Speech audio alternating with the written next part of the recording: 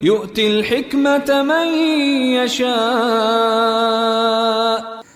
নাহমাদুহু ওয়া নুসাল্লি আলা রাসূলিহিল কারীম আম্মা বা'দ। আজকে আমরা আলোচনা করব বা এই ভিডিওতে আমরা আলোচনা করব মুদাল্লাস হাদিস নিয়ে। তাইসির ও মুস্তালাহিল হাদিস কিতাবের ৭৯ নম্বরের পৃষ্ঠায় এসেছে যে মুদাল্লাস শব্দটি তাদলিস মাজদার থেকে গঠিত, অর্থাৎ আত-তাদলিস মাজদারের ইসমে মাফউলের রূপ হলো আল মুদাল্লাস। তাদলিস শব্দের আবিধানিক অর্থ হলো ক্রেতার কাছ থেকে পণ্যের দোষ গোপন করা বা লুকানো। তাদলিস শব্দটি আদ-দালাস শব্দ থেকে, অর্থাৎ আদ-দালাস মূল মাদ্দা থেকে। এর অর্থ হলো অন্ধকার বা অন্ধকারের সঙ্গে অন্য কিছুর মিশ্রণকে বোঝায়। আল কামুস অভিধানে এই অর্থই এসেছে, অর্থাৎ হাদিস জানতে ইচ্ছুক ব্যক্তির কাছ থেকে তথ্য আড়াল করা এবং বিষয়টিকে অন্ধকারাচ্ছন্ন করা যেন সে সত্য জানতে না পারে, এটিকে তাদলিস বলা হয়। এই কারণে তাদলিস করা হাদিসকে মুদাল্লাস বলা হয়। উলামায়ে কেরাম তাদলিসকে বিভিন্ন ভাগে বিভক্ত করেছেন এবং প্রত্যেক ভাগের জন্য আলাদা আলাদা সংজ্ঞা নির্ধারণ করেছেন। প্রাথমিকভাবে তাদলিস দুই ভাগে বিভক্ত। নাম্বার ১ মতনের তাদলিস, নাম্বার ২ ইসনাদের তাদলিস। হাদিসের মতনের তাদলিস হলো ফাহুয়া আন ইউদখিলা আর-রাবি লিল হাদিসি শাইআন মিন কালামিহি ফিল হাদিসি ফি আউয়ালিহি আও ওয়াসাতিহি আও আখিরিহি বিওয়াজহিন ইউহিমু আন্নাহু মিন জুমলাতিল হাদিসি আল্লাযী রাওয়াহু। রাবি নিজের থেকে এমন কিছু কথা হাদিসের শুরু বা মাঝখানে বা শেষে এমনভাবে জুড়ে দেয় যাতে শ্রোতা মনে করে তা হাদিসেরই অংশ। এরূপ হলে তাদলিসুল মুতুন বা মতনের তাদলিস। তবে এটি অধিকাংশ সময় আল মুদরাজ নামে পরিচিত।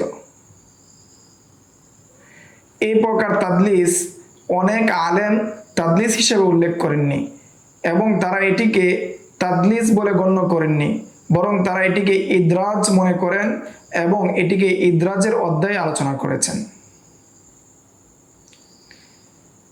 এরপরে হলো ইসনাদের তাদলিস। এটি দুইভাবে হতে পারে। নাম্বার ১ সম্পূর্ণ ইসনাদকে কেন্দ্র করে, নাম্বার ২ ইসনাদের বর্ণনাকারীকে কেন্দ্র করে। এই জন্য অধিকাংশ মুহাদ্দিস তাদলিসকে প্রধানত দুই ভাগে বিভক্ত করেছেন। নাম্বার ১ তাদলিসুল ইসনাদ, সনদের তাদলিস। নাম্বার ২ তাদলিসুল শুয়ুখ, রাবীদের পরিচয়ের তাদলিস। লক্ষণীয় বিষয়, কিছু আলেম তাদলিসের আরো কিছু প্রকার উল্লেখ করেছেন, যেমন তাদলিসুত তাসউইয়া আউল কতঈ আউল আতফি। তবে বাস্তবে এগুলো উপরের দুই প্রকারের অংশ, অর্থাৎ ইসনাদ অথবা শায়খের তাদলিস। এখন আমরা সবগুলো তাদলিস নিয়ে আলোচনা করব। ১ নাম্বার তাদলিসুল ইসনাদ, সনদের তাদলিস। তা হলো ওহুয়া আন ইয়ারবিয়া আর-রাবি আম্মান আসারাহু ওয়া লাকিয়াহু ওয়া লাম ইয়াসমা' মিনহু আও লাকিয়াহু ওয়া সামি'a মিনহু ওয়া লাম ইয়াসমা' মিনহু যালিকাল হাদিস বিসিগাতিন তুহিমুস সিমা'a মিনহু। একজন রাবি এমন ব্যক্তি থেকে হাদিস বর্ণনা করেন যিনি তার সমসাময়িক এবং তার সঙ্গে সাক্ষাৎ হয়েছিল, কিন্তু হাদিসটি সরাসরি তার কাছ থেকে শুনেননি, অথবা সেই ব্যক্তির কাছ থেকে কিছু হাদিস শুনলেও এই নির্দিষ্ট হাদিসটি তার কাছ থেকে শুনেনি, তবুও এমন শব্দ চয়ন করেন যাতে মনে হয় তিনি সেই হাদিসটি তার কাছ থেকে সরাসরি শুনেছেন। এরূপভাবে তাদলিস করার দুটি পদ্ধতি রয়েছে। প্রথম পদ্ধতি, রাবি এমন একজন থেকে হাদিস বর্ণনা করেন যার সাথে তার সাক্ষাৎ হয়েছিল কিন্তু হাদিস শুনেননি, তবুও তিনি আন অথবা কলা ইত্যাদি এমন শব্দ ব্যবহার করেন যেগুলোর দ্বারা শ্রোতা মনে করে যে সরাসরি তিনি শুনেছেন।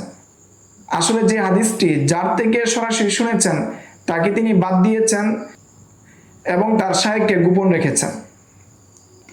দ্বিতীয় পদ্ধতি, আন ইয়ারবিয়া আম্মান লাকিয়াহু ওয়া সামি'a মিনহু হাদিসান ওয়ালাম ইয়াসমা মিনহু বিসিগাতিন তুহিমু সিমাআ মিনহু মুসকিতান ফিল হাকিকাতি শাইখাহুল্লাযী আখাযাল হাদিস আনহু মুবাশারাতান।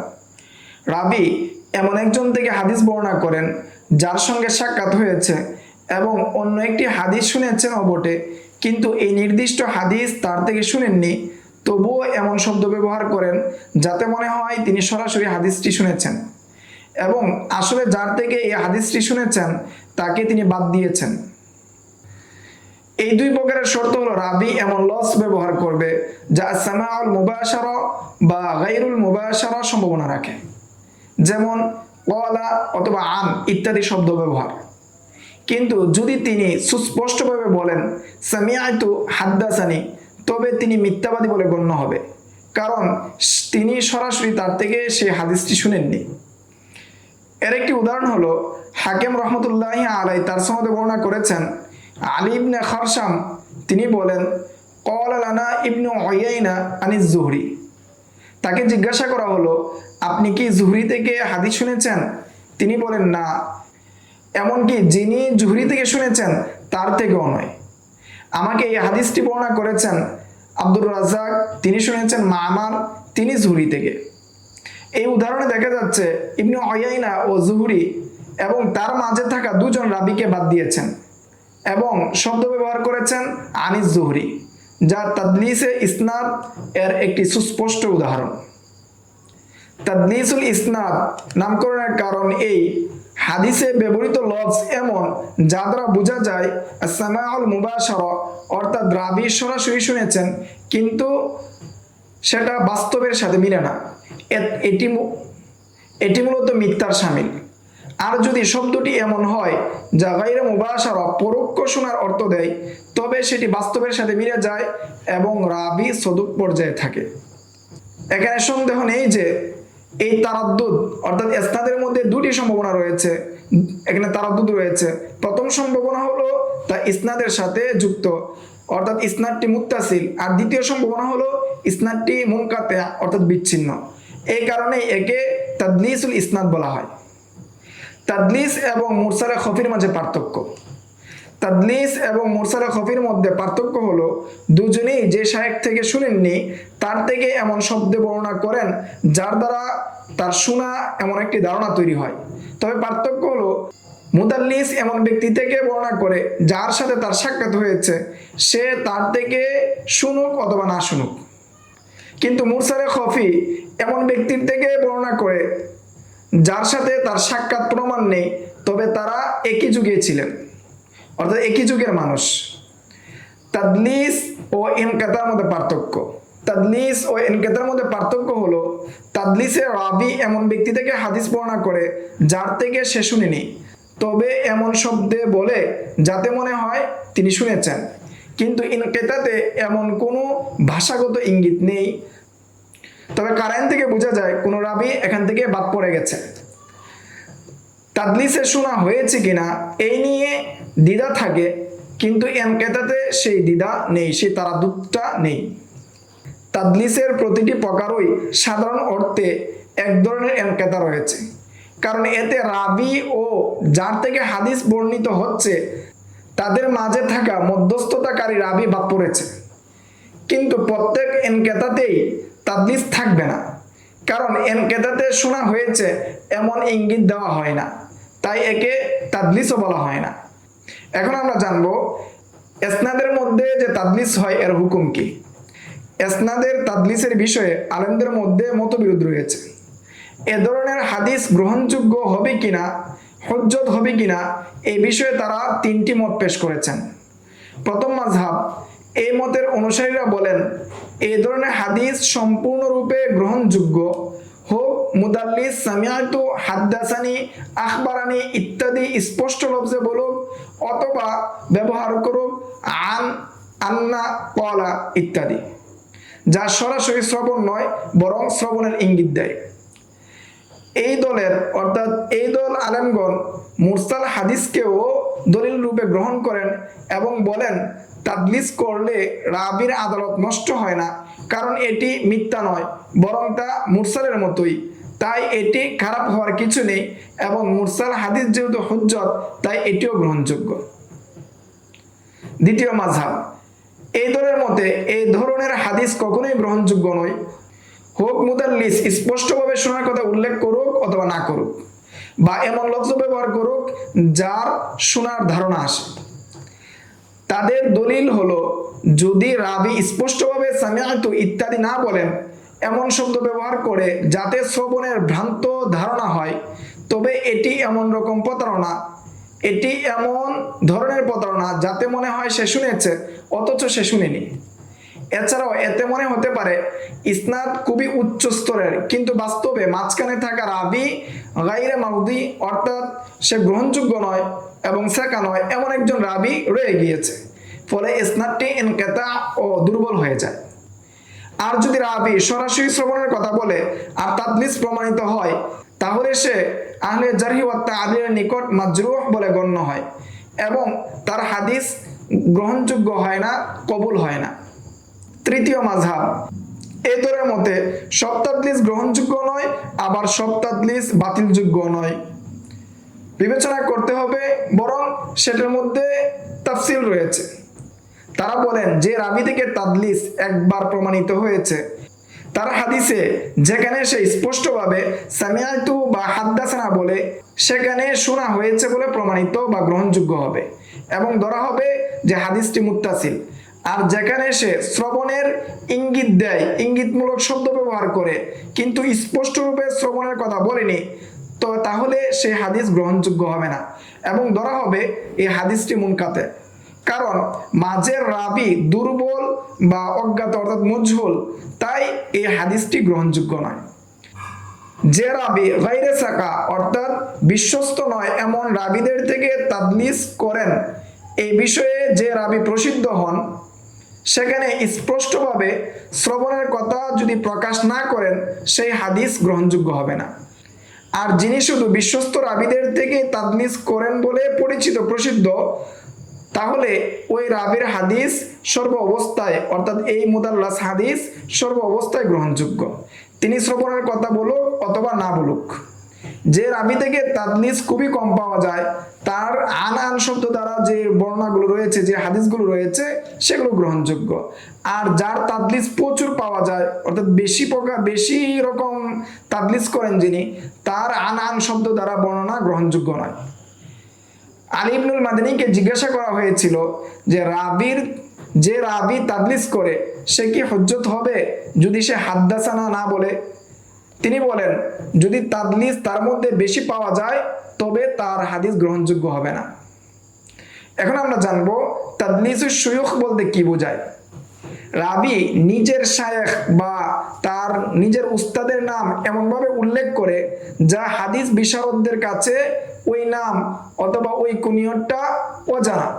যেমন তিনি তাকে এমন নাম এবং উপনাম বা বংশ বা তার কোনো বিশেষণ সিফত দ্বারা তাকে গুণান্বিত করেন, যেটা মানুষদের মধ্যে পরিচিত নয়, মানুষ এই নামে তাকে চিনেন না, এমন নাম দ্বারা তার হাদিস বর্ণনা করেন যাতে করে মানুষ তাকে চিনতে না পারে। তাদলিস এখানে শায়েখের ক্ষেত্রে ঘটেছে অর্থাৎ শায়েখের ক্ষেত্রে হয়, তাই এটিকে তাদলিসুশ শুয়ুখ বলা হয়।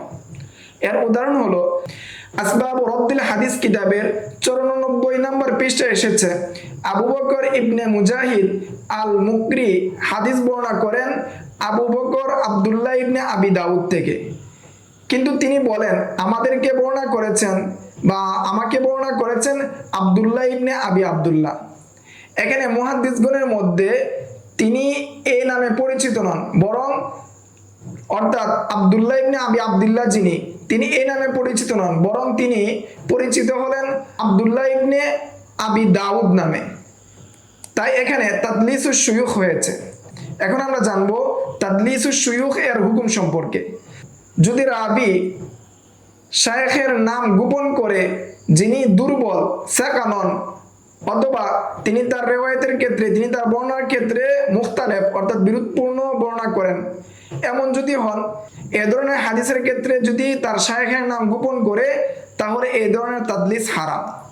এটি তাদলিসের সবচেয়ে নিকৃষ্ট ধরন, সর্বনিম্ন ধরন, কারণ এতে প্রতারণা ও ধোঁকাবাজি এবং বিশ্বাসভঙ্গতা রয়েছে। আর যদি রাবি শায়েখের নাম গোপন করেন যিনি বয়সে ছোট অথবা তার ইন্তেকাল পরে হয়েছে, অথবা যাতে শায়েখের সংখ্যা বেশি দেখানো যায় এজন্য ভিন্ন নাম উল্লেখ করেন, কিংবা শব্দচয়ন অথবা বাক্য শৈলীতে ভিন্নতা আনতে তাদলিস শুরু করেন, অথবা শায়েখের মর্যাদা বাড়িয়ে দেখাতে অথবা মানুষের দৃষ্টি আকর্ষণ করতে যদি তাদলিস করেন, তাহলে এ ধরনের তাদলিস মাকরুহ, কারণ এতে প্রতারণার ইচ্ছা রয়েছে বা প্রতারণা রয়েছে। মুহাদ্দিসগণ এই প্রকার তাদলিসকে সহনীয় পর্যায়ে মনে করেন এবং এই কারণে তার রাবিকে জড়া করেন না। মুহাদ্দিসগণ তার হাদিসকে গ্রহণ করেন যদিও শায়েখের নাম গোপন করেছে, কারণ এ ধরনের তাদলিস মূলত ব্যক্তিগত কারণে হয়ে থাকে এবং তা হাদিস সহিহ হওয়ার ক্ষেত্রে কোনো ধরনের প্রভাব ফেলে না। খতিবে বাগদাদী রহমতুল্লাহি আলাইহি তার বহু কিতাবে এমনটি করেছেন, তবে কিছু কিছু মুহাদ্দিসগণ এতে কড়াকড়ি করেছেন। তাদের মতে এই ব্যাপারে বেশি ছাড় দেওয়া উচিত নয়। যদি তারা রাবিকে সরাসরি জড়া না করলেও তাদের আশঙ্কা শায়েখ যদি শায়েখকে যদি চেনা না যায়, রাবিকে যদি চেনা না যায়, তাহলে তিনি মাজহুল থেকে যাবেন এবং এই হাদিসের রিওয়ায়াত হারিয়ে যাওয়ার সম্ভাবনা রয়েছে। এই ছিল তাদলিস সম্পর্কে বিস্তারিত আলোচনা। আগামী দর্সে আমরা আদল এবং জব্ত বলতে কি বোঝায় সেই বিষয় নিয়ে আমরা বিস্তারিত আলোচনা করব ইনশাআল্লাহ। আসসালামু আলাইকুম রাহমাতুল্লাহ। ومن يؤت الحكمة فقد أوتي خيرا كثيرا وما يذكر إلا أولو الألباب